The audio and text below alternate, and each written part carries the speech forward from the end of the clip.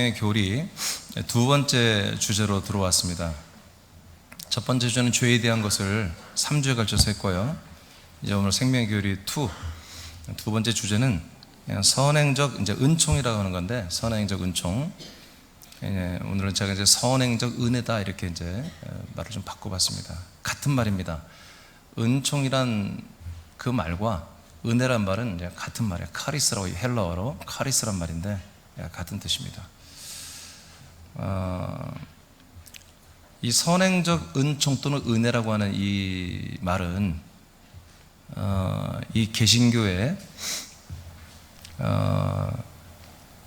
완전히 그 뿌리와 같은 그런 거예요. 그래서 이 선행적 은총으로 인해서 사실 모든 교리가 다 이렇게 만들어진 거예요. 그래서 대부분이 모든 교파를 초월해서 이 선행적 은혜, 은총을 다 믿어요. 성경적으로 볼 때 선행적 이 은혜, 은총은 맞는 것입니다. 틀린 게 아닙니다. 근데 이 틀은 맞는데 내용이 틀렸습니다. 그래서 제가 이제 이번에 오늘뿐만 아니라 다음 주에도 하나님이 먼저 선행한 것을 지금 이 땅에서 이 시대에 이루고 있거든요. 선행되어지는 것들에 대하여 이제 몇 주에 걸쳐서 할 거예요. 오늘 첫 번째는 선행적 은혜입니다. 일명 선행적 은총이라고 하는 것에 대한 건데, 이제 쉽게 말하면 이제 쭉 읽어보겠지만, 쉽게 말하면 하나님이 이 세상을 만들기 전, 우주를 만들기 전부터 하나님이 뭔가를 다 계획해 놨다는 거예요. 그 계획이 오늘날 그대로 이루어지고 있다. 이게 선행적 은혜예요. 은총. 이건 다 맞는 얘기입니다. 이게 옳은 이야기입니다. 자, 그런데 이제 먼저 우리가 좀 잠깐 읽어볼 것은, 이 시대에는 지금 칼빈이라는 개혁가, 종교 개혁가가 있습니다. 이 종교 개혁가와 더불어서 함께 또 이제 루터나 칼뱅, 쯔빙글리, 윈처 종교 개혁가들이 있는데, 이제 그 당시에 이런 교리가 완성이 돼 버렸어요. 특히 이제 칼빈이 거기 이제 이 부분에는 두드러지게 칼빈이 이제 교의학이라고 하는 책을 쓰고, 천재예요. 이 사람은 천재. 26살에 그런 책을 써버렸으니까 새파란 젊은이가 어떻게 썼는지 그 책을 읽어보니까 모르겠어요. 하도 헷갈리게 써놨어. 근데 뭐냐면 굉장히 깊이 있게 써놨어요. 뭔가 다 다뤘어. 주제를 놓치지 않고 정말 필요한 주제를, 교리를 다 다뤘어요.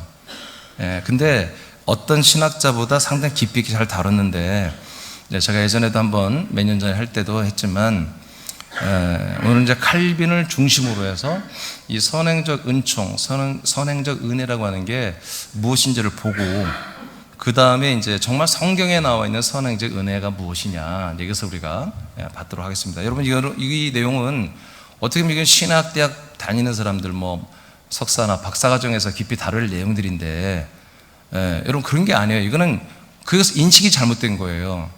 여러분, 이런 내용들은 교회에서 다룬 거예요. 교회 지체들이 다 알고 믿어야 되는 것입니다. 이 선행적 은혜는 철저히 여러분들이 믿어야 할 내용이에요. 여러분들에게서 이루어지고 있는 내용이에요. 이거는 신학적인 어떤 지식의 내용이 아니라 지금 현재 여러분 안에서 이게 이루어져야 할 내용들입니다. 자, 그렇게 알고, 과거에는 초대교회 때는 이게 완전하고 퍼펙트하게 선행적 은혜가 믿어지고 서로 전달이 되는데, 로마 국가교회부터 틀어지고 어거스틴에서부터 틀어지면서 이것이 완전히 박살이 나버렸고, 이제 그것을 박살난 것을 루터, 칼빈, 쯔빙글리 이런 사람들이 이제 다시 재정립을 한 게 이제 선행적 이제 은총론, 이 은혜론이라고 하는 거예요.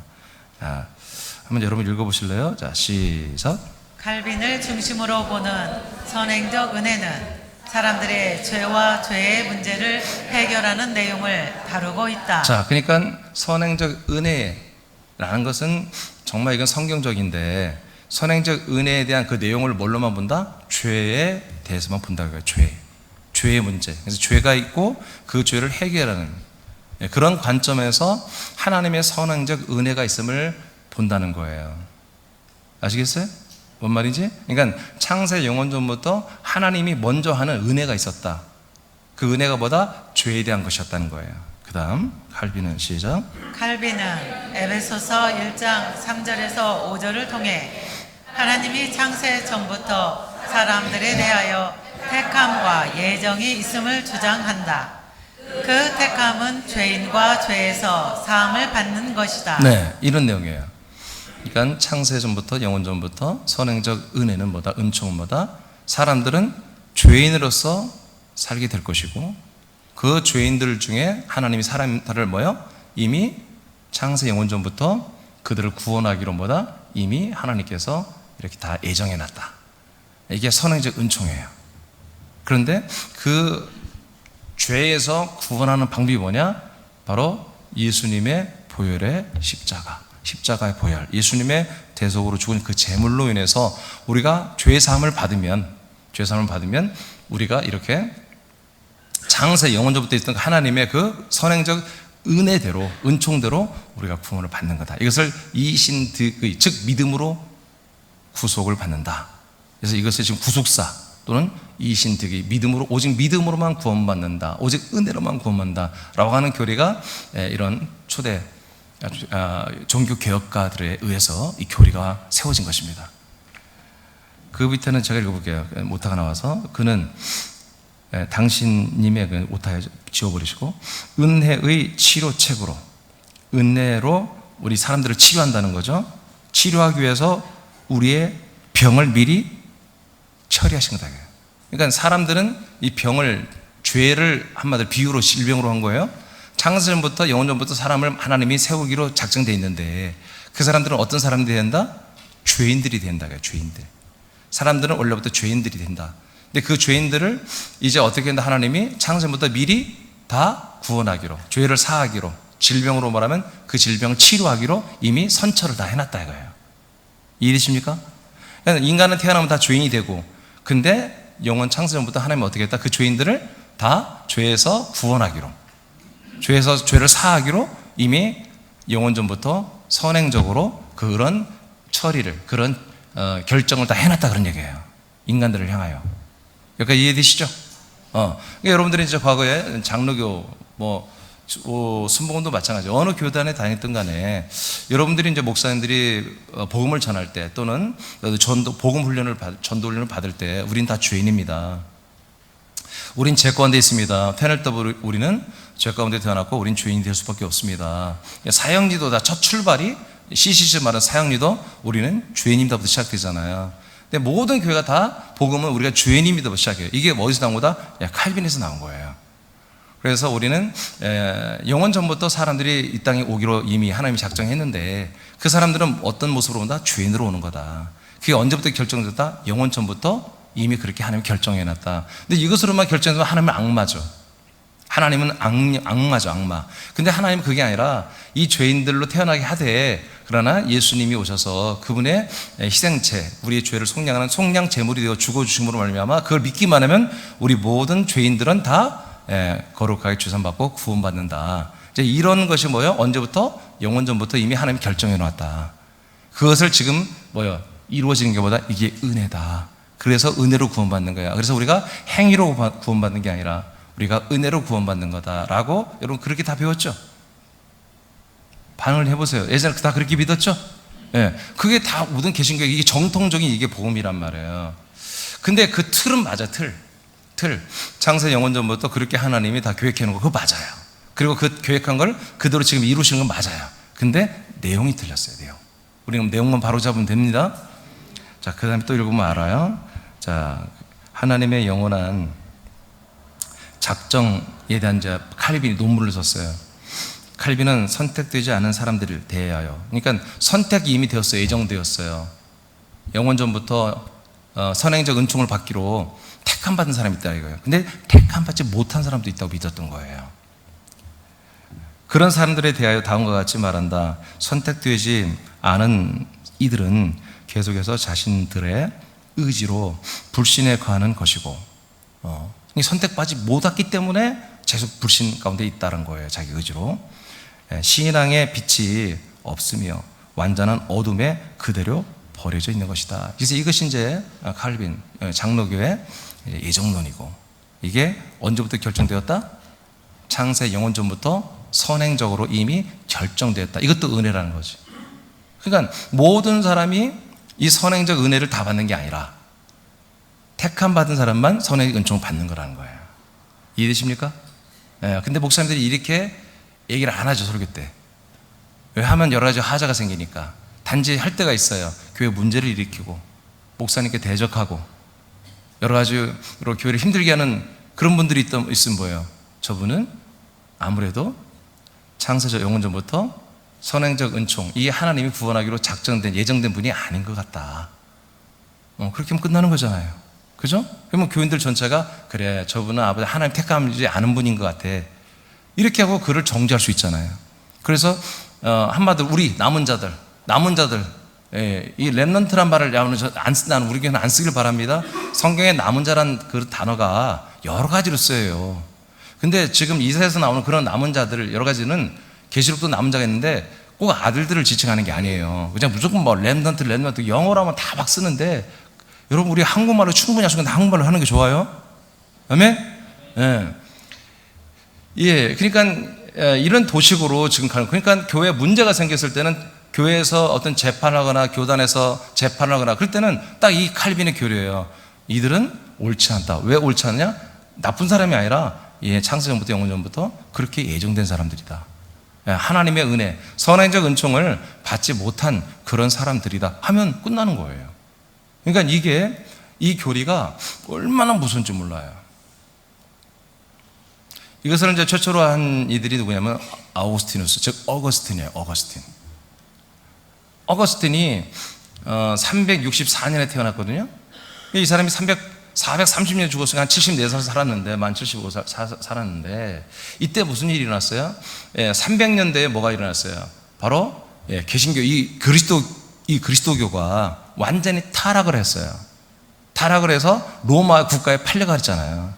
로마를 위한 교회가 되어버렸다. 로마의 시녀가 되어버렸단 말이에요, 교회가. 그러니까 교회가 다 타락해버린 거죠. 313년에 콘스탄틴의 선포로 기독교 핍박을 멈췄어요. 대신 기독교를 자기들의 정쟁에, 한마디로 전 세계를 지배하고 제국을 만드는데 한마디로 정신 세계, 사상 세계, 종교 세계를 통합하는 도구로 썼어요. 그래서 교리를 뜯어고치기 시작해요. 그래서 이제 콘스탄티니가 지가 불신자인데 제대로 그리스도도 모르는 놈이 이 교회 그 당시에 이제 이 교회가 엄청 부흥했거든요. 초대교회가 엄청나게 순교로 가고 전도해가지고 많이 부흥돼 있었거든요. 근데 그 교회 총회를 지가 주관을 해요.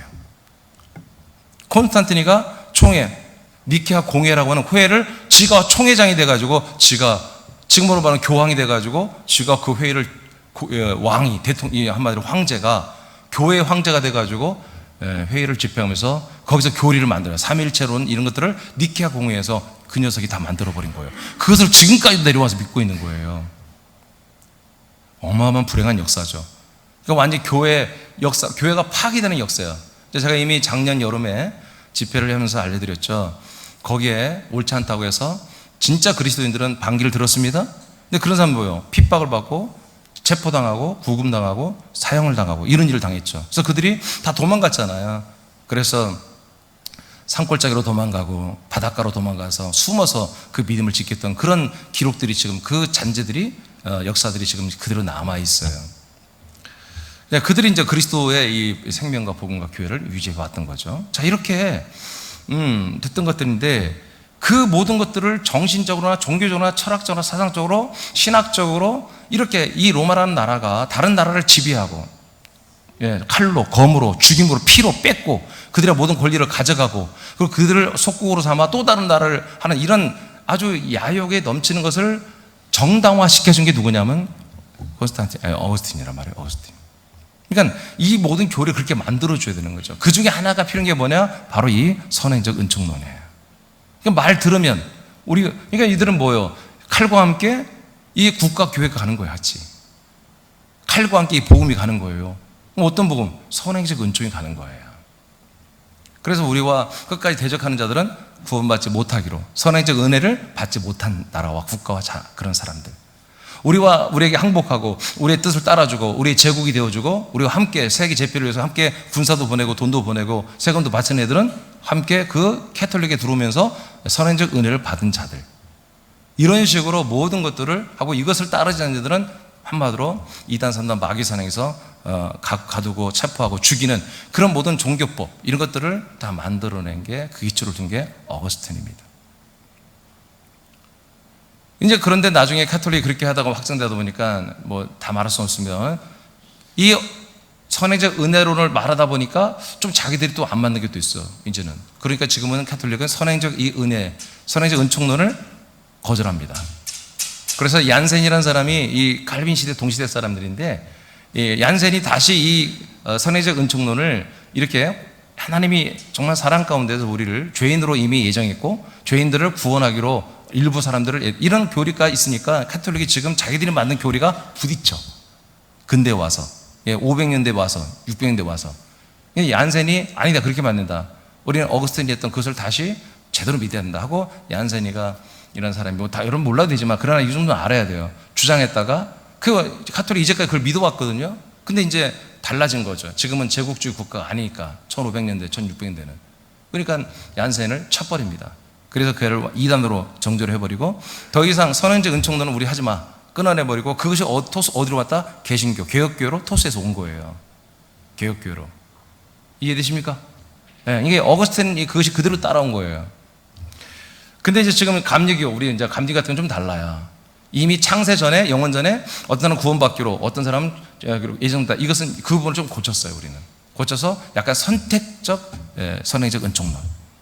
그래서 나름대로 자기 행위, 자기 하기 나름이다, 그것도.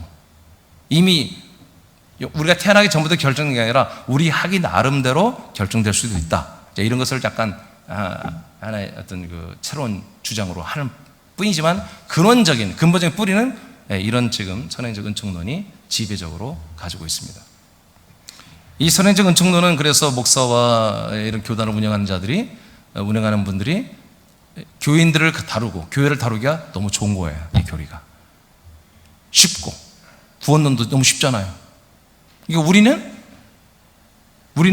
구원받기로 이미 예정된 분들이고 가짜 우리 대적하는 사람들은 아닌 것 같아요. 그럼 끝나버리는 거잖아요. 너무 간단하고 쉬운 거죠. 교회라는 자기들의 공동체를 운영하는 데는 이 교리가 너무 필요한 거예요. 그 외에도 많은 할 말이 있지만 그건 너무 길어지니까 이제 제가 절제를 하고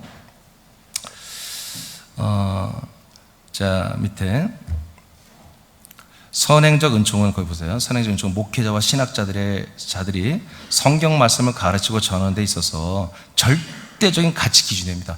이것에서 모든 신앙과 성경 해석법이 다 나옵니다. 이것에 의해서. 그래서 설교가 이 사상, 이 신학적, 이 교리적 차원에서 설교가 나오는 거예요. 그럴 수밖에 없잖아요. 그래서 어떤 목사님도 여러분 설교를 들어보면 다 그 틀이 있어, 자기 틀. 그 틀 안에서 나오는 거예요. 근데 그 틀의 가장 기본적인 게 뭐다? 장로교나 모든 이 선행적 은총론이에요. 근데 그 선행적 은총론 자체는 잘못된 게 아니라고 했어요. 내용이 좀 달라졌다 이거예요. 문제는 선행적 은혜가 사람들에게 죄와 죄를 사함을 받는 것으로 이미 결정되어 있다는 것이다. 이 은혜로 구원을 받는다고 믿는다. 그래서 행위로서의 구원이 아닌 은혜로 믿음으로 구원을 받는다는 것을 믿고 있습니다. 자, 선택에 대한 선택, 하나님의 선택에 대한 도르트의 회의, 독일 교회예요. 독일 교회의 결정문, 이건 결정된 거예요. 이걸 지금까지 지키고 있어요. 우리 한국 루터교가 다 이 독일 교회거든요. 이런 루터교단이나 뭐 장로교도 마찬가지고 이런 결정문들을 그대로 우리가 따르고 있거든요. 그 결정문을 한번 읽어볼게요. 자, 선택은 하나님의 불변하는 목적이다. 이건 이제 변하지 않는다. 하나님이 한번 딱 선택하면 변하지 않는다는 거야. 너는 선행적 은총을 받게 돼 있어. 너는 선행적 은총을 못 받아. 이렇게 선택했으면 그럼 불변한다 이거예요. 이로써 하나님께서는 창세전에 순전한 은혜로 하나님 자신의 주권적 기뻐하시는 뜻에 따라서 시원적인, 뭔 말인지 모르겠어요. 시원적이라는 말은 바른 상태로부터 그들 자신의 잘못으로, 사람들이에요. 성도들의 잘못으로 죄와 파멸애로 타락한 인류 전체로부터, 전체에서 그런 사람들이 죄인들 죄 가운데 있죠. 일정한 수의 사람을, 모든 사람은 다 죄 가운데 있는데 이건 다 똑같아요. 근데 그 중에 일정한 수의 사람들을 하나님께서 영원 전부터 택한 자들의 중보자와 머리요 구원의 토대로 정하신 그리스도 안에 있는, 말이 어렵게 써요. 그냥 쉽게 말하면 영원 전부터 모든 사람은 죄 가운데 죄인으로 이미 그렇게 정해져 있다는 거예요. 근데 그 중에 일부의 사람들만, 일부의 사람들만 어디 안에서? 그리스도 안에서 있는 구속으로 선택을 했다는 거예요. 이해되십니까? 이게 선택은 뭐예요? 모든 사람은 다 죄 가운데 태어나는 게 그건 기본이야. 근데 그 중에 누구만 선택한다? 일부의 사람만 그리스도 안에 있는 구속으로 선택을 한다는 거예요. 그러면 구원이 다 받는 거예요? 일부만 받는 거예요? 일부만 받는 것으로 되어 있다 하고 이렇게 이게 선행적 은총의 예정론입니다. 이해되시죠? 이렇게 장로교는 다 이렇게 믿어요. 뭐 감리교도 할 거 없고 다 믿어요. 근데 지금 감리교나 이런 좀 이런 데는 지금 문제가 많아요. 이건 이렇게는 안 돼. 그래서 목사들이 설교를 안 해, 이런 설교를. 그렇지만 기본적으로 깔려 있는데, 그런데 아까 말한 것처럼 선택적 은총론. 창세전부터 이게 정해져 있는 건 하나님이 은혜를 정한 건 맞는데, 그러나 은혜를 주시지 않는 사람의 그 선택은 그건 옳지 않은 것 같다. 그건 너무 심하다. 그래서 감리교나 좀 이제 새로운 신흥 그런 교단들은 옳지 않다. 그래서 선택적 예정론. 자기가 끝까지 안 믿으면 하나님 택하지 않는 것이고, 믿겠다고 하면 다 택하는 거 아니냐. 이게 합리적인 어떤 것들이죠. 자, 이렇게 지금 있는 상태가 오늘날 제가 짧은 시간에 이제 전체를 다 말할 수는 없겠지만, 그러나 정통적으로 이제 된 것들을 말했습니다. 그러니까 선행적 은총론이라고 하는 이것은 모든 교회들, 개신교회들의 근간을 이루는 거다. 근데 그 내용도 동일하다. 죄에 대해 쓴 거다. 모든 사람은 죄 가운데 태어나고, 죄 가운데 있는 사람들 중에 아까 말한 것처럼 정통 이 장로교는 그 중에 일부의 사람을 하나님이 구원하기로 언제 선택했다? 영원전부터 그리스도 안에서 선택을 해놨다. 그리고 그것을 지금 구원하고 있는 거다. 이게 이제 정통이고, 좀 더 이제 그래서 개량된 개혁교회들은 그건 너무 심하지 않냐. 그래서 이 땅에서 만약에 선택받지 못한 자들이 믿으면 그 못하고, 이게 너무 안 맞잖아요. 그러니까 아까 말한 선택적 선행적 은총론으로서 자기들이 믿고자 하는 자는 믿는 것이고, 안 믿고자 하는 자는 안 믿는 것이다. 이제 이렇게 하는 것이 일부입니다. 일부. 이게 대세가 아니라 일부. 대세는 여전히 칼빈의 예정론이 대세입니다. 자, 그렇다면 이제 우리 새남교회는 어떻게 할 것인가? 우리는 성경에 기록되어 있는 선행적 은총론을 믿으면 되는 것입니다. 자, 그러면 1번, 영원 전부터 은혜가 있었습니다. 영원 전부터 은혜가 있었다. 영원 전부터 은혜가 있었다. 디모데후서 오늘 본문입니다. 1장 9절. 자, 시작. 하나님이 우리를 구원하사 거룩하신 소명으로 부르심은 우리의 행위대로 하심이 아니요 오직 자기의 뜻과 영원 전부터 그리스도 예수 안에서 우리에게 주신 은혜대로 하심이라. 자, 이제 오늘 본문 말씀인데 너무 귀한 말씀이에요. 뭔가를 하나님이 하셨대. 근데 뭘로 했다? 은혜대로 했다는 거예요. 은혜대로. 그러니까 우리는 여러분들 예전에도 또 지금도 우리는 참 하나님의 은혜란 말을 많이 쓰잖아요. 다 주님의 은혜입니다. 다 주님의 은혜입니다. 다 하나님의 은혜입니다. 이렇게 말하잖아요. 근데 그 말을 잘 써야 돼요. 근데 대부분 틀리게 쓰고 있어요. 그게 뭐냐면 되게 이제 은혜란 말 쓸 때 주님이 하셨어요. 내가 한 게 없어요. 그래서 주님의 은혜예요. 땡! 그 틀린 말이에요. 내가 한 것이 없으면 은혜가 아니에요. 알겠어요? 거기에 내가 한 것도 있어야 주님의 은혜예요. 왜? 은혜란 것은 십자가 영생처럼 난 아무것도 할 수 없는 바보 천치고 죄인이고 모자라고 무익하고 나는 부족한데 주님이 인도해 줬다. 이것을 지금 오늘날 은혜라고 생각하거든요. 그건 은혜가 아니에요. 이제 여러분 점점 우리가 이제 들어가겠지만, 은혜는 결국 우리가 하나님의 아들로서 이 땅에서 생명 안에서 왕노릇하게 하는 거예요. 우리가 하는 게 없어요? 하는 게 있어야 은혜지. 뭔가 내가 하고 있어야 은혜지. 자, 은혜라는 개념이 그래서 오늘 싹 바뀝니다. 제대로 아시기 바랍니다. 자, 이 설명해 드릴게요. 하나님이 우리를 구원하사, 자, 우리 여러분 다 구원 받고 있죠? 구원하사 걸어가신 소명으로 불렀다. 하나님 우리를 불러서 구원 받는 거죠. 근데 부르시면 뭐예요? 소명이 있다. 소명. 우리가 부름받아 아들이 되는 거죠. 죄사함만 받는 게 아니라 아들이 되는 것입니다. 아들이 되고 나만 아들 돼? 다른 사람들 아들 될 수 있도록 다른 사람이 전도할 그런 사명이 있죠. 그런 명을 우리에게 허락하셨다.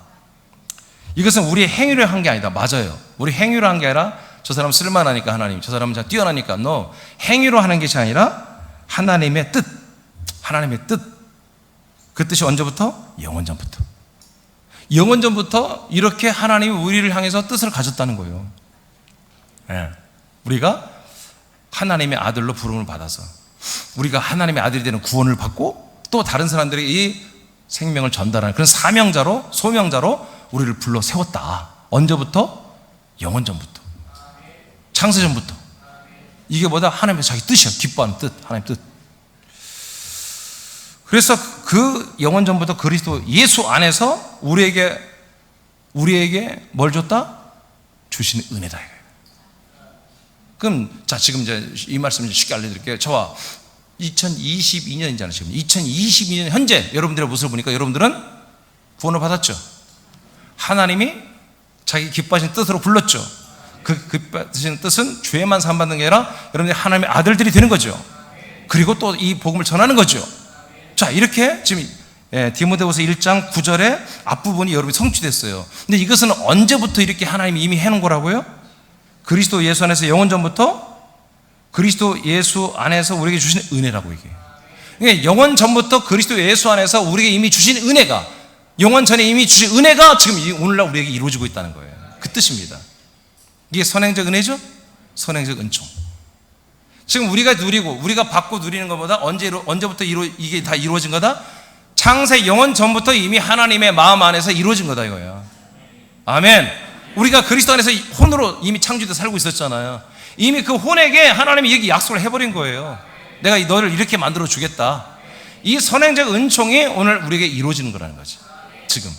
그래서 우리는 뭐요? 은혜 가운데 있다고 하는 거예요. 이걸 은혜라고 하는 거예요. 나는 못해요. 나는 부족해요. 근데 하나님이 되게 하셨고, 나는 돈을 잘 못 버는데 하나님이 돈 벌게 해주셨고, 나는 연약한데 하나님이 건강하게 하셨고, 이게 은혜가 아니라 결국 그리스도 예수 안에서 우리가 하나님의 아들이 되는 거.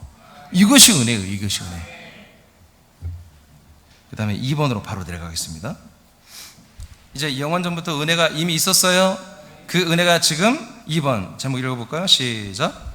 영원전 은혜를 이루기 위해 예수 그리스도가 오셨다. 네, 영원전에 있던 이 은혜를 우리에게 주시고 이루기 위해서, 그 은혜를 주시기 위해서 예수 그리스도가 우리에게 오셔야 되는 거예요. 아멘. 그러니까 내게 예수 그리스도가 오지 않았으면 이 창세전부터 있던 은혜는 내가 경험할 수가 없는 거예요. 자, 베드로전서 1장 20절만 읽어보세요. 20절만 시작. 그는 창세 전부터 미리 알림받으신 이 말세에 너희를 위하여 나타내신 바 되었으니. 자, 그는 즉 예수 그리스도예요. 인간의 몸을 입고 인간의 몸을 입고 오신 예수, 3일 만에 부활하신 그 그리스도를 합작 예수 그리스도로 하는데, 이분은 언제부터 계셨다? 창세 전부터 미리 다 예고되어 있다는 거예요. 계시되고 있었다는 거예요.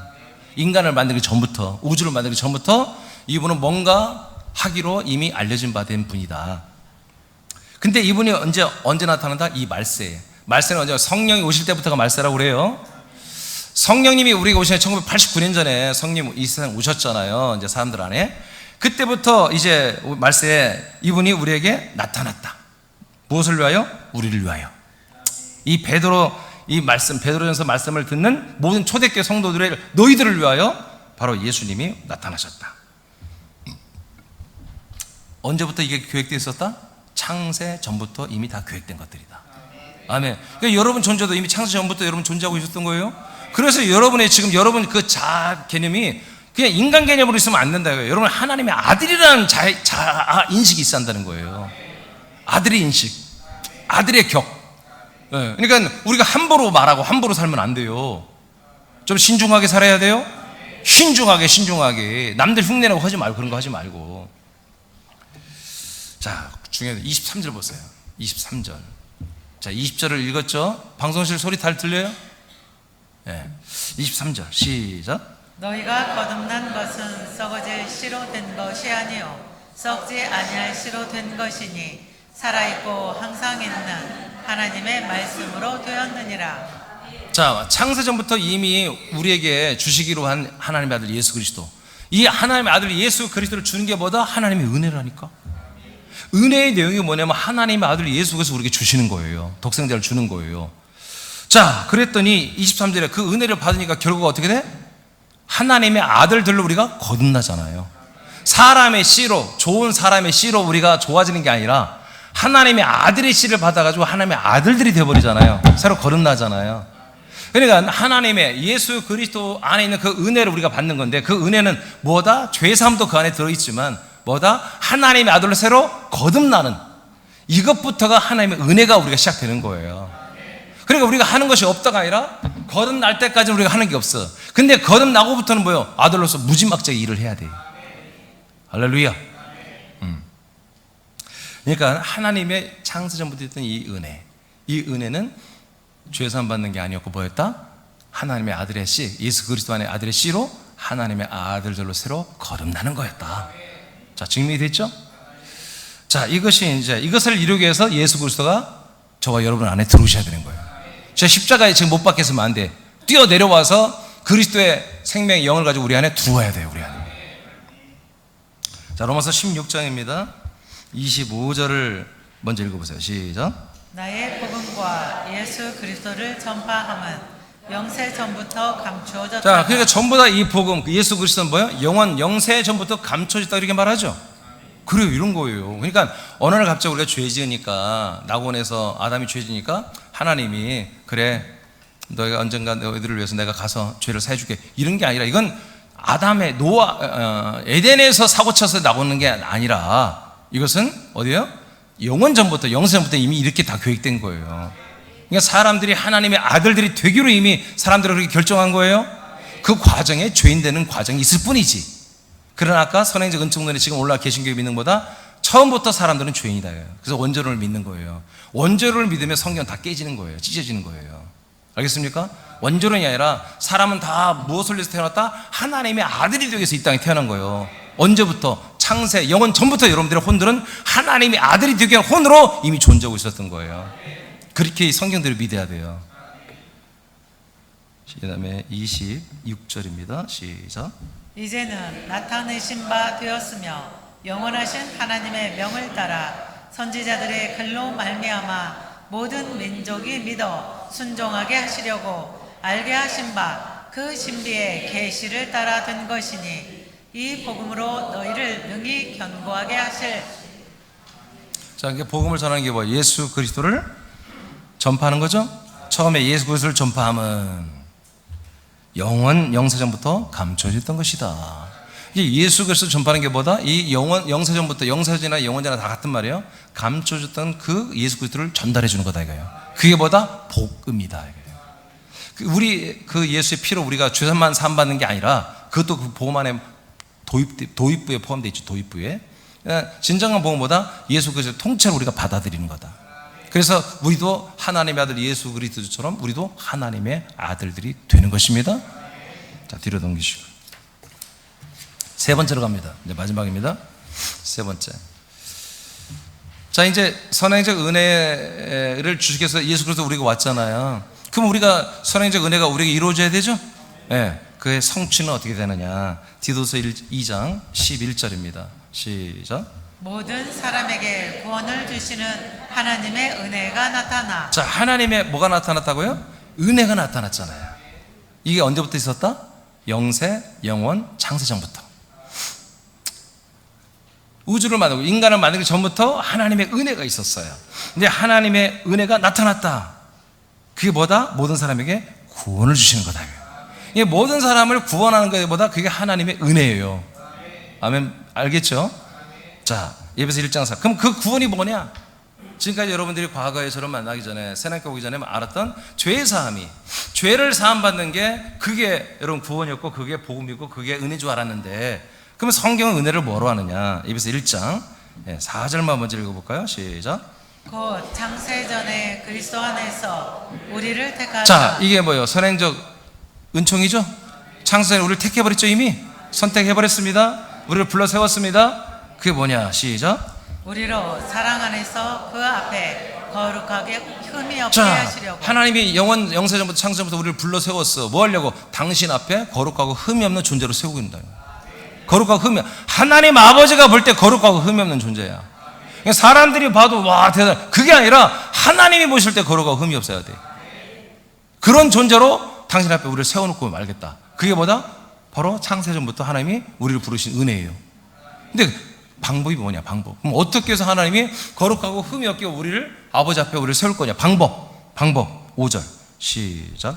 그 기쁘신 뜻대로 우리를 예정하사 예수 그리스도로 말미암아 자기의 아들들이 되게 하셨으니. 네, 자기의 기쁘신 뜻, 하나님의 예정이잖아요. 그 예정이 뭐였어요? 우리의 죄를 속량하는 게 아니었고 보다 우리를 하나님의 아들이 되게 하는 거예요. 어떻게? 하나님의 아들 예수 그리스도로 말미암아, 즉 예수 그리스도를 믿고 예수 그리스도와 하나 되고 한 영, 한 몸, 한 생명, 한 피, 한 모든 격이 되어서 혼이 되어서 하나님의 아들들이 되게 하는 거야. 이게 뭐다? 하나님의 아들이 되는 게 아버지 앞에 거룩하고 힘없는 거예요. 죄산만 받는 게 아니야. 그럼 목사님 죄산 받는 건 아무것도 아니고, 너 6절에 가면 나와. 6절 5절까지 했잖아. 6절에 가면 죄삼이 나와요. 그러니까 6절 5절 내용이 하나님의 은혜의 내용이야. 전체 내용. 이제 그 하나님의 은혜를 이루기 위해서 뭐야? 6절에 이분의 피로 우리가 그리스도 안에서 죄사함을 받는 거예요. 알겠습니까? 그래서 우리를 죄를 사하신 이분을 우리가 찬양하라고 6절에 나옵니다. 자, 하나님의 은혜가 먼저 아시겠죠? 이 은혜가 언제부터 있었다? 창세, 영세, 영원전 선행하고 있었다. 선행. 먼저 이것이 하나님이 계획을 세우고 선포하고 집행하고 있었다. 집행. 이것이 오늘날 우리에게서 이루어지는 거다. 그래서 하나님의 사랑이 크다는 거예요. 하나님이 갑자기 우리가 힘드니까, 갑자기 울고 있으니까, 너무 괴로웠고 고통스러우니까 하나님 찾아보셔서 민준아 너 힘들었지? 내가 도와줄게. 이 사랑이 아니고 영원 전부터 우리를 이렇게 사랑한 거야. 하나님의 아들들이 되는 그런 기본 컨셉을 가지고 우리를 상대하고 계속 함께 있었던 거예요. 이게 너무나 큰 사랑이잖아요. 너무너무 오래된 사랑이고 지순한 사랑이고 변함이 없는 사랑이고 큰 사랑이에요, 이게. 그래서 아까 4절인가요? 사랑 안에서 한다고 그랬죠? 몇 절이에요? 4절. 사랑 안에서 결국 우리가 예수 그리스도를 믿음으로 말미암아 하나님의 아들들이 되게 하는 것입니다. 예, 그러니까 여러분 내가 누구지? 그거 싹 바꿔야 돼요. 여러분은 사람이 아니에요. 죄인이 아니에요. 부족한 사람이 아니에요. 여러분 창세 영원전부터 하나님은 여러분을 창조할 때 여러분 몸을 창조해, 여러분 혼을 먼저 창조해놨다고. 네피시 하이를 먼저 창조했다고. 그 네피시 하이는 부족한 인간 만드는 게 아니라 완전한 하나님의 아들, 부활의 몸을 입고 하나님과 함께 천국에서 영생할 그런 존재로 하나님이 여러분들이 이미 영원 전부터 선행적 은혜를 여러분이 줘버렸어요. 그것을 지금 이 시간에 이루고 있어요. 에베소 2장입니다. 4절 5절 먼저 읽어보세요. 시작. 긍휼이 풍성하신 하나님이 우리를 사랑하신 그 큰 사랑을 인하여 허물로 죽은 우리를 그리스도와 함께 살리셨고 너희는 은혜로 구원을 받은 것이라. 계속 읽어요. 또 함께 일으키사 그리스도 예수 안에서 함께 하늘에 앉히시니 이는 그리스도 예수 안에서 우리에게 자비하심으로써 그 은혜의 지극히 풍성함을 오는 여러 세대에 나타내려 하심이라. 자, 제일 마지막에 보니까 그 은혜의 풍성함, 그 은혜의 지극히 풍성함을 오는 여러 세대에 나타내기 위해서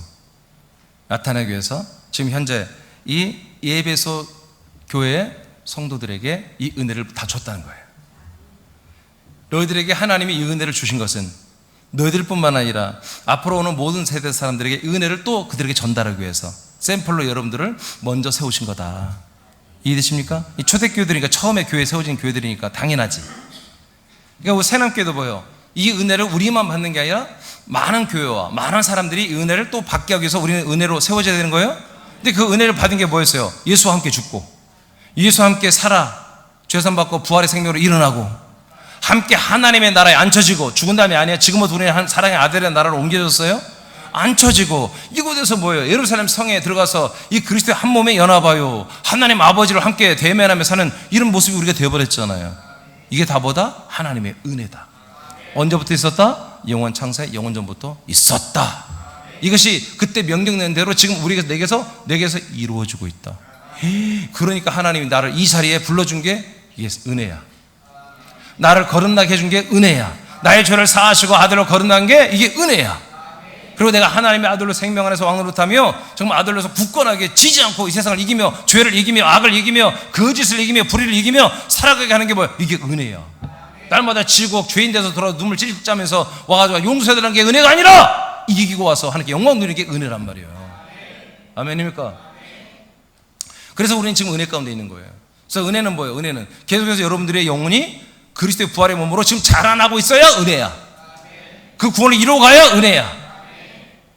그것을 여러분들이 내가 은혜 받았고 내가 생명가 냈고 내가 구원의 부활의 몸으로 자라난 구원을 이루고 있습니다라고 고백하는 게 뭐다? 여러분들이 10의 1을 드리는 거예요. 10의 1은 헌금이 아니에요. 그래서 성경에 11조란 말을 안 해. 10의 1이라고 그러지. 알겠습니까? 여러분 생명 고백하시기 바랍니다. 여러분 이 틀을 여러분 버리면 안 되는 거예요. 이 선행적 은총이 내게서 그대로 이루어진 것을 이것을 놓치면 끝장나는 거예요. 아무것도 없어. 이거 놓치면 아무것도 없는 거예요. 우리에게 아무것도 없는 거예요. 지금 개신교는 예수의 십자가 보혈의 피만 붙잡고 있어요. 나쁜 건 아니에요. 그것도 붙잡아야 돼요. 그 다음에 있는 여러분 그리스도의 것들을 붙잡아야 되는 것입니다. 네. 그래서 지금 선행적 은총론 갈비는 것이 100% 잘못됐다가 아니에요. 그게 아니라 그 다음에 있는 선행적 은총의 내용들이 빠진 것들. 분명 아까 에베소 1장 4절 5절도 지금 칼빈이 그걸 다뤘어요. 읽어보니까 다뤘는데 희한하게 거기에 우리의 죄와 죄 사함만 말하는 거예요. 아들이 되는 게 거기 나와 있는데 분명히 목적이 아들들이 되는 게 나와 있는데 그 아들들을 빼버린 거예요. 그리고 바로 6절로 넘어가 버린 거예요. 그 다음 어디예요? 20절 21절 시작.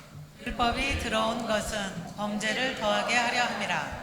그러나 죄가 더한 곳에 은혜가 더욱 넘쳤나니 이는 죄가 사망 안에서 왕노릇한 것 같이 은혜도 또한 의로 말미암아 왕노릇하여 우리 주 예수 그리스도로 말미암아 영생에 이르게 하려 함이라. 아멘. 그러니까 죄가 많은 곳에 은혜가 많다. 그러니까 이 말씀을 20절만 모든 개신교 말하는 거예요. 죄가 많은 곳에 은혜가 많다. 그러니까 죄가 많으면 뭐다? 죄 사함이 많다 그런 얘기잖아요. 언뜻 들으면. 근데 21절에 뭐가 나와요? 죄 사함이 안 나고 영생이 나오는 거예요. 영원한 생명. 알겠습니까? 성경은 다 이렇게 돼 있어요. 그러니까 목사님들 설교할 때 성경 구절을 자꾸 건너뛰는 거예요. 여러분 성경 66권에 어느 한 구절로 건너뛰어서는 안 돼. 제가 솔직히 고백하면 예전에 이제 목회 처음 시작했을 때 복음서를 설교를 하는 거죠. 복음서 모르니까 목회 초년부 때 잘 모르니까 마태, 마가, 누가 요한복음 주로 설교를 많이 해야겠다. 선배들이 그래 복음서를 해야 한다고. 그래서 복음서를 하는데 맨 귀신 쫓고 병 고친 얘기가 많이 나오는 거야. 근데 나는 못 하거든요. 그럼 어떻게 해야 돼? 안 해야지. 그 설교를 하면 안 되지. 내가 못 하는 걸 어떻게 해? 그래서 못 하는 거예요. 안 하는 거예요. 그냥 귀신만 나와도 넘어가. 교인들이 귀신 얘기하면 에이 쓸데없네 거기서 이제 그렇게 하는 거지. 내가 할 수 있는 얘기만 하는 거예요. 내가 믿어진 이야기만. 어쩔 수 없는 거예요. 그게 맞는 거예요. 그러니까 저는 감사한 게 뭐냐면 이제 66권 말씀이 다 믿어져. 왜? 다 체험했으니까. 내가 그리스도 안에 들어가니까 그냥 이 말씀이 그냥 그리스도야. 이 말씀이 그냥 그리스도라고요. 태초부터 생명 말씀이야. 생명이야. 뭐 이것은 뭐 이렇게 형용할 것이 설명할 게 없어. 그냥 그리스도의 생명이 뭐야? 말씀이야 그냥. 다 믿어주는 걸 어떻게? 다 알겠는 걸 어떻게? 아멘. 그래서 거침없이 설교할 수 있는 거예요. 네? 어떤 분들이 그래요. 새남교가 어떤 분이 이렇게 설교 들어보고 인터넷 했더니 새남교는 강성이다. 그러더래요. 야, 강해야죠. 교회가 약합해가지고 뭐 어떻어요? 교회는 강해야 됩니다. 당연히죠. 세상 모든 우주 위에 있는 교회인데, 모든 사람들을 구원하는 교회인데, 사단 마귀를 짓밟고 그들의 머리를 짓밟고 있는 교회인데, 지옥의 문을 닫아버리고 하나님 나라의 문을 열어버린 교회인데 왜 약해야 됩니까? 강해야지.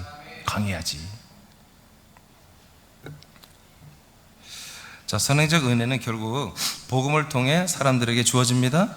사도행 20장 24절입니다. 시작. 내가 달려갈 길과 주 예수께 받은 사명 곧 하나님의 은혜의 복음을 증언하는 일을 마치려 하면은 나의 생명조차 조금도 귀한 것으로 여기지 아니하노라. 예, 사도 바울이 복음을 전하고 정말 순교로 끝까지 이제 그분의 이제 복음을 마쳤잖아요. 예, 순교하기까지 복음을 전했어요. 자, 그런데 이것을 뭐라고 표현하냐? 바울이 표현하기를, 자, 내가 예수님께 받은 사명이 있어요. 그건 뭐냐? 하나님의 뭔 복음이다? 은혜의 복음이다 이렇게 말해요. 오늘 개신교 은혜의 복음을 또 예수 십자가 보혈 이렇게 말, no, 그게 아니라니까요. 우리가 아들들이 되게 하는 것입니다. 하나님의 약속된, 하나님의 약속의 자손의 아들을 우리가 받고 똑같은 아들이 되게 하는 것, 이것이 하나님의 약속입니다. 창세부터 아들들이 되기로 이렇게 약속되어 있습니다. 이게 선택이요 예정입니다. 줄여 택정이라고 그래요. 택정. 이것을 뭐라고 한다? 그래서 하나님의 은혜다. 그래서 은혜의 복음이라고도 말합니다. 이거예요. 이건 하나의 그냥 표현한 거지, 진짜 그 복음의 이름은 그리스도의 복음. 또는 아들의 복음. 예. 로마서 1장 9절에서는 아들의 복음, 에베소 1장 갈라디아 1장 7절에서는 그리스도의 복음 외에는 다른 복음이 없다 이렇게 말해버리잖아요. 자, 에베소 1장 7절 시작. 우리는 그리스도 안에서 그의 은혜의 풍성함을 따라 그의 피로 말미암아 속량 곧 죄 사함을 받았느니라. 네, 그러니까 사도 바울과 또 11명의 사도들과 모든 초대교회 성도들은 오직 예수가 그리스도시다. 예수가 당신 안에서 그리스도가 되십니다. 이 외에는 다른 복음을 전하지 않았고 다른 말씀을 가르치지 않았다고 사도행전 5장 42절에 기록되어 있습니다. 빌립 집사도 사마리아에 가서 전한 것은 그리스도를 전했다고 나와 있습니다. 아멘. 사도 바울과 실라와 바나바 누구도 다 그리스도를 전했습니다. 예수 그리스도를. 예수의 피도 전했지만 그것은 하나의 도입 부분이고 그리스도의 생명을 전했습니다. 이게 바로 하나님의 영원전부터 창세 영세전부터 하나님이 우리에게서 주시기로 이미 하나님 택해놓은 하나님의 은총입니다. 선행적 은총이었습니다. 그래서 우리의 죄사함도 어디에서 이루어진다? 예수님 십자가에서 이루어진 게 아니라 그리스도의 몸 안에서 이루어진 것입니다. 그래서 그리스도 안에서 그분의 피로 죄사함을 받는 것입니다. 자, 그래서 복음 안에서 결국 은혜는 다 우리에게 성취된 것입니다. 자, 로마서 3장입니다. 24절 시작. 그리스도 예수 안에 있는 속량으로 말미암아 하나님의 은혜로 값없이 의롭다 하심을 얻은 자 되었느니라. 네, 그래서 또다시 얘기합니다. 그리스도 예수 안에 있는 그 속량, 예수님 십자가 영문 성문 밖에 죽으신 예수님의 그 몸의 피는 속량의 피가 아니에요. 우리의 죄를 짊어진 저주받은 피지, 저주받은 몸이지. 그 피가 거룩한 피만이 우리 죄를 속량하는 거예요. 그래서 그분이 뭐예요? 다시 부활의 몸으로 일어나죠. 그 부활의 몸 안에 있는 그리스도 안에 있는 그 피, 깨끗한 피, 그 그리스도의 피가 우리 죄를 속량하는 거예요. 아멘. 예수의 십자가 피는 우리의 죄를 짊어진 피란 말이야. 짊어진 피. 속량한다는 것은 우리의 죄를 완전히 다 씻어주고 깨끗하게 해준다는 거잖아요. 그 우리의 죄를 없애주는 피는 뭐다? 그리스도의 피. 우리의 죄를 짊어진 것은 뭐다? 그리스도의 몸. 그래서 원래는 예수의 십자가 피는 우리의 죄를 짊어졌다 표현 안 해. 그리스도의 몸, 예수의 몸이 우리 죄를 짊어졌다. 그리고 그 피는 어디서 살아서 어디로 들어온다? 휘장을 뚫고 증거계 안으로 그리스도 몸 안으로 다시 들어오는 거예요. 부활의 몸 안으로. 알겠어요? 그래서 예수님의 피로 우리가 죄산 받는 건 맞아. 근데 어디에 있는 피? 그리스도 안에 들어온 피. 십자가와 땅에 묻은 그 피가 아니라. 알겠죠? 그러니까 우리의 죄를 제물로 주는 건 피가 아니야. 피로 제물이 된 게 아니라 그 그리스도의 예수님의 몸이 제물이에요. 몸이. 알겠죠? 몸은 죽고 버려지나 그 피는 살아서 다시 그리스도 몸 안으로 들어온 거예요. 그렇게 생각하시면 맞아요. 지금 새벽에 성막을 대해서 다 알려드리고 있잖아요.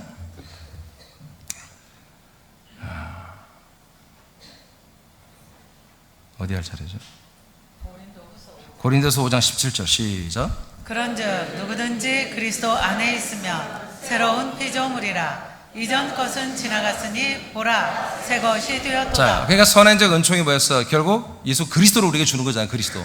사람들을 그리스도 안에 데리고 들어와서 그리스도 안에 있는 피와 영과 생명과 법과 계명과 그 모든 것도 다 주는 게 은혜입니다. 그렇죠? 네, 그래서 아들이 되게 하고 천국을 상속받게 하는 게 그게 하나님의 은혜인데 그 은혜가 충만한 그리스도 안에 들어가서 우리가 뭐가 된다? 거듭난다는 거죠. 새로운 피조물, 새로운 창조물이 되어서 이제 인간이 아니고 새 것이 되었다. New being, 새로운 존재가 되었다. 하나님의 아들들이 되는 거예요. 이 그리스도 하나님의 은혜로 충만한 그리스도 안에 들어가면 뭐다? 우리가 하나님의 아들로 거듭나는 것입니다. 이게 다 이 뭐요? 하나님의 선행적 은총이 우리가 그대로 지금 이루어지고 있다는 얘기죠. 어디 안에서? 그리스도 안에서. 정확히 말하면 오늘 말하면 그리스도의 몸 안에서 이루어지는 거죠. 자, 사도행전 20장 32절입니다. 아니? 14장 3절 시작. 두 사도가 오래 있어 주를 힘입어 담대히 말하니 주께서 그들의 손으로 표적과 기사를 행하게 하여 주사 자기 은혜의 말씀을 증언하시니. 네, 사도 바울과 실라가 아마 여기 에베소 교회 같은데 교회를 이렇게 세우고 또 다른 데를 전도로 또 떠나잖아요. 그러면 이제 거기 이제 자기를 대신하는 이제 초보 목사죠. 초보 이제 목자를 세우죠. 그렇지만 불안하지. 그렇잖아요. 사도 바울이 있을 때와 저도 새남께 군산새남교회 언젠가 떠나야죠. 아니 그래야 되잖아요. 제가 오랫동안 여기 있으면 안 되잖아요. 그럼 이제 여기서 이제 부목사님이 이렇게 해서 세우고 저는 또 하나님이 크게 새벽교회 세워야 될 거 아니야. 아멘 하는 거 봐. 아니 그냥 우리 끝까지 이렇게 하자고? 아니 이거 빨리 알려야 되죠. 확장시켜야 되잖아요. 그러려면 제가 서울이나 경기도로 가야지 않겠어요? 일주일에 반절은. 예? 예. 아니면 더 커지면 아예 저는 이제 순회하는 목사가 돼야 되잖아요. 그래서 한 달에 한 번 정도만 여기 와 되잖아요. 부목사님 여기 세워주고 그러면 되잖아요. 예. 그게 되는 게 뭐냐면 사도바울은 다 됐더라 이거요. 저는 여기에 지금 31년이 있었다니까. 근데 사도바울이 1년 6개월밖에 안 있어. 2년밖에. 그리고 떠나. 그런데도 되는 거야 교회가. 왜? 은혜의 말씀에게 부탁을 해. 은혜의 말씀이 그 교회를 다스려. 그 교회를 인도해. 이게 말씀이 뭐예요? 이런 지식이 아니에요. 성경 구절이 아니라 은혜의 말씀은 그리스도야. 이게 그리스도 안에 은혜가 다 차 있잖아요. 말씀으로 이렇게 선포되잖아요. 그러니까 부목사님이 새로운 목사님이 그 은혜의 말씀만 해주면 똑같이 되는 거예요. 이민준이가 있든 김민준이가 있든 박준민이가 있든 아무 소용없는 거예요. 누가 있든 이 그리스도 안에 있는 이 은혜의 말씀, 은혜의 생명, 은혜의 것들을 선행적 은총의 은혜를 전부 여러분들 선포해주고 그렇게 말씀해주면 그렇게 되는 것입니다. 그래서 은혜의 말씀에 부탁하고 바울은 떠나는 것입니다. 그렇게 했어요 다 초대교회가. 우리도 흉내 한번 내보자고요. 아멘 안 하는 거 봐. 자, 사도행전 20장 32절 시작. 지금 내가 여러분 아니 했잖아요. 안 했어요? 예? 했어. 갈라디아 1장 6, 7절 시작. 그리스도의 은혜로 너희를 부르신 이를 이같이 속히 떠나 다른 복음을 따르는 것을 내가 이상하게 여긴다. 아멘. 자 보세요. 그리스도의 죄송해요. 제가 요새 줄게. 시력이 좀 안 좋아요.